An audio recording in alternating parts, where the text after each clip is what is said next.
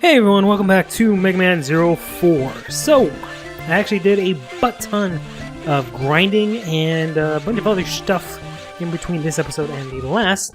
So, for example, you can see here I've gotten 2 more E-tanks. In order to do that, I just had to go ahead and make some S-crystals here, which is an item which you can see. Those are the parts for it. It's just a part that you can make. You can use it to make a special part, but you can also make 2 of them extra and give it to the guy that is next to the elf girl. I'll show you where that is a little bit after this. But you can trade in 2 of them to get 2 extra E-tanks. We've already seen where we got in the first 2.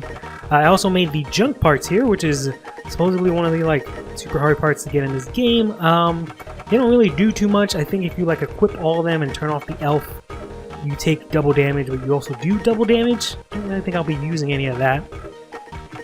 I got these, or rather I made the splash jump foot part here, which is why I needed the cryo neon, which is what I got from Kraken stage. Got the junk part. I already had the junk head, and I made the junk foot and body. I also made the elf body here, which you can use to increase your max elf level by 1. Not really too great. We got the extend chip, which increases your invincibility. And that's pretty much it. I also got, I think, this part here. The A filling, which I think over time fills up the ammo for certain parts that you use with your Z-Knuckle. And that's pretty much all of the parts in the game, I think. The only things I'm missing are the upgraded parts of the A recovery and Quick Charge 2 and some of the body parts. They can be upgraded, like the Spike 1 can be upgraded to 3 and stuff like that. But I think I have the parts for that, I just haven't felt like actually using that. In addition to that, I did manage to get a bunch of E-crystals, so now our elf is actually level 6. Here, I got a long way to go to the next level. I don't know if that's the max level, or if there's another level after that. You can see there that it's 1, 2, 3, 4, 5, 6, and I don't know if 7 is the max. I'm hoping so, because 3500 is quite a lot. I do have this ability here, which is the same as this one, but apparently also life energy drops. I guess the elf itself drops life energy from time to time. I don't really see the use of that, so I've just gotten this setup here. So I'm assuming in between this episode and the next, maybe I'll go grind up and get enough E-crystals for that. And then finally, this guy here, once you get the S-crystals, you can talk to him, and he will give you the sub-tanks, which is pretty cool. I just wanted to start and see. I'm not necessarily a completionist by any sake, but I figured I might as well just get as much stuff as possible. Plus, I'm going to need these sub-tanks later on, because the game gets a little bit dickish, and it doesn't really give you a lot of health, and it kind of makes you go in for a very long stretch. But in any case, we have fucking Ragnarok crashing down on us right now, so we gotta go ahead and go to the teleporter base to cancel the jammer so we can go back onto Ragnarok and stop it from crashing to Area 0. I've put in the coordinates for the teleporter base. This mission?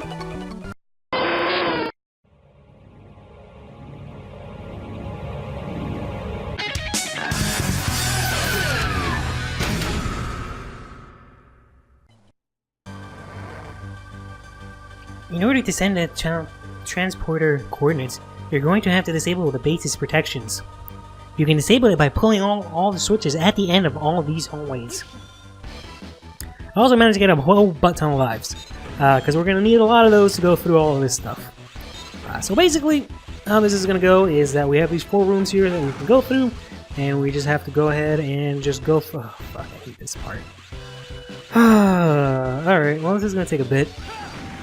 Guess I'll just have to put on the arrow while I do this. But basically, as you saw from the main area there was 4 different doors that you can go through. And you have to just basically go through all of this, go through each of the doors, and at the end of the doors there's going to be a switch Might as well switch to it now. And you just have to destroy the switch with your Z knuckle. So that it'll stop the jamming, I guess. So we can figure out the coordinates for Ragnarok again. Even though we were already there, game's gotta make you do some shit. Thought it was gonna give me... I thought like the block had a fucking chip. I was gonna say, what? That doesn't make any fucking sense. But no, it's from this enemy here. The Telebomb. Oh boy.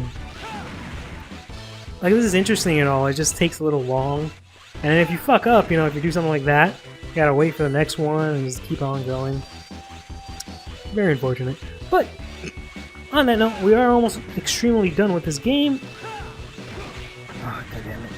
Now, this move is pretty cool because, you know, it goes straight down, but it also throws rocks. So now, I was hoping I could use that to just use these things to go straight down, but unfortunately the rocks knock them off to a different place, which is really annoying. But yeah, we're unfortunately pretty much exactly done with this game. I've beaten the game, obviously, but since I've switched over to sort of playing beforehand, in terms of like, what I mean by playing beforehand is like before I get on, you know, recording, I'll play the levels beforehand just so I can get a lay of land and not be complete ass when I actually play the game. So I've gotten up to basically the final boss. I didn't beat the final boss because I was actually having some issues with him. He's a pain in the ass. But I do know that basically after this we have the one section left. Then we got the notorious boss rush, if I remember correctly. And after the boss rush, we just got the final boss. What is going on? I am trying to dash and it's just... There we go. Jeez. Just did not want to dash for whatever reason. But yeah, we're pretty much done with this game. I've looked at like my save file sometime in between episodes and I was like amazed that, you know, I've only been playing this for like 3 hours.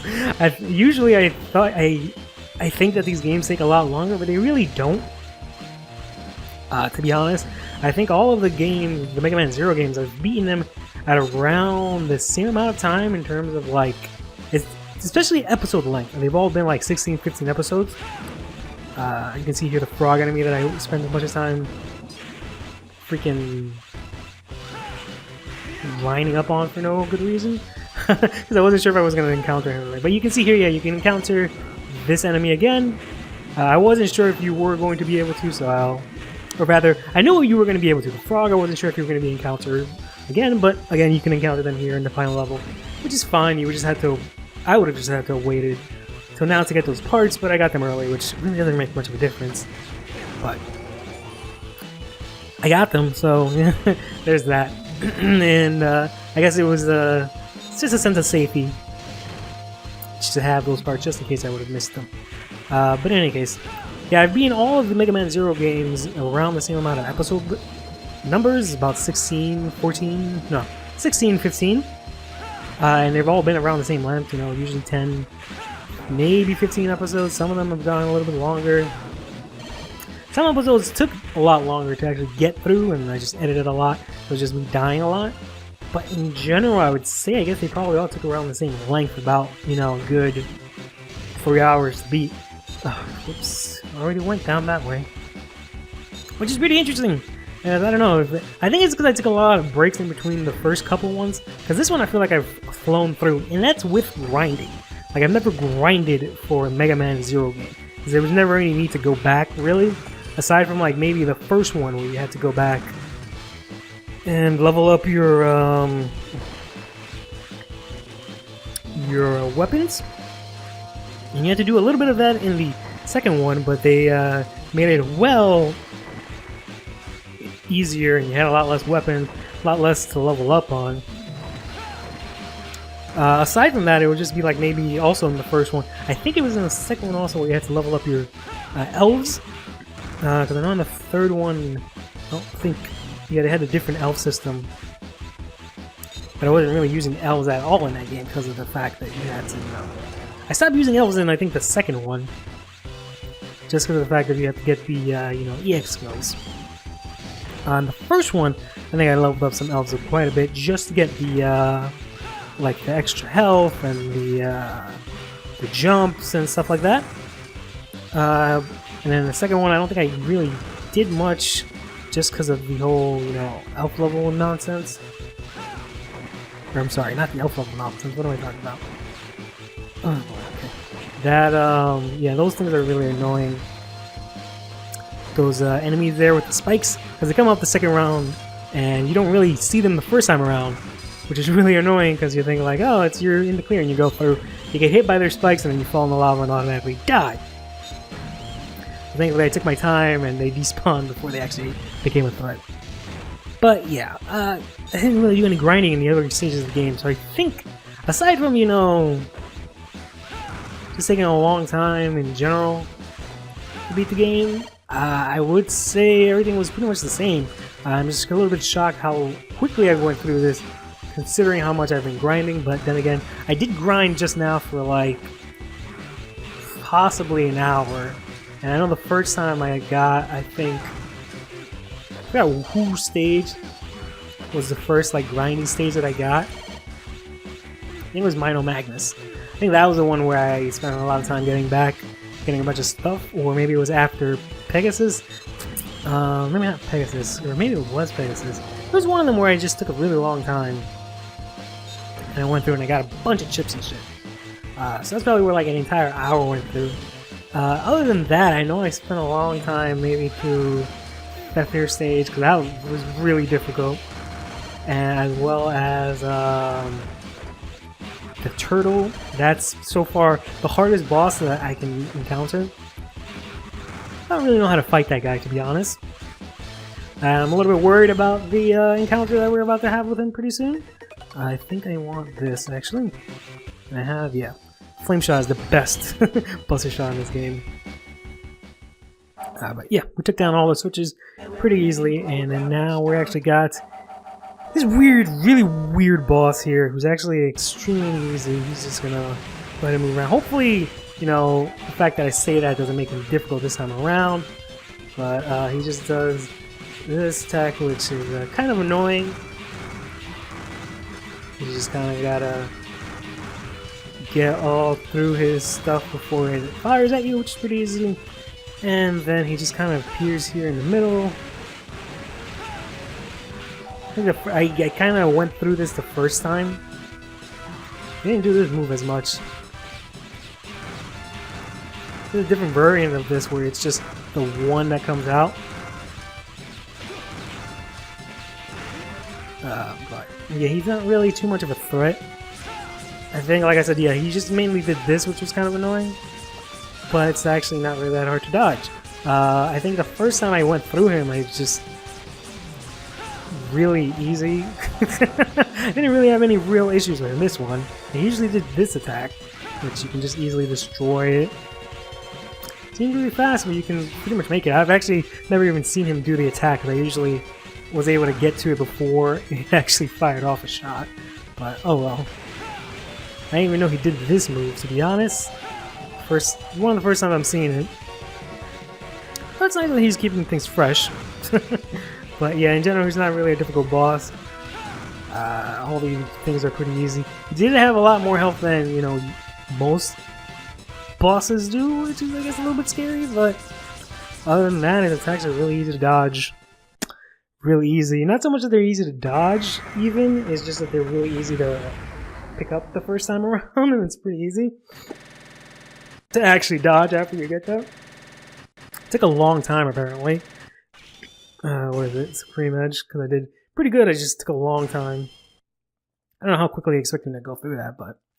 Inputting coordinates. Done. Now you can reach Ragnarok, so get back here ASAP. Transferring in 2, 1. Welcome back. Thanks to you, we've secured access to the teleporter circuit. We still have to bypass the protection surrounding Ragnarok, but I've got an idea. Let's continue with the next mission when you're ready. I think I'm pretty much ready. I have everything except maybe... just enough E-crystals. I don't know if I really want to. I think I'll be able to come back after the next mission, so maybe then I'll max out the elf level, but we'll see. In any case, stay fresh.